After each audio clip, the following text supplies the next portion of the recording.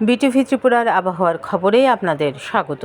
Mat centre আগরতলার তথ্য অনুযায়ী দেখে নেওয়া যাক রাজ্যের আবহাওয়ার সর্বশেষ আপডেট। ম্যাট সেন্টার আগরতলার তথ্য অনুযায়ী গত 24 ঘন্টায় রাজ্যের বিভিন্ন জেলায় বৃষ্টিপাতের পরিমাণে দেখা গেছে ভিন্নতা। সবচেয়ে বেশি বৃষ্টিপাত হয়েছে ঊনকোটি জেলায় 29 মিলিমিটার।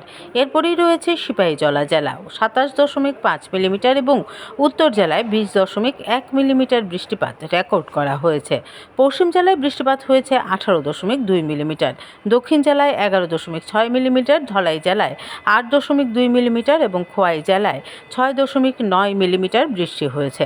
সবচেয়ে কম বৃষ্টিপাত রেকর্ড করা হয়েছে গোমতী জেলায় মাত্র 3.8 মিলিমিটার।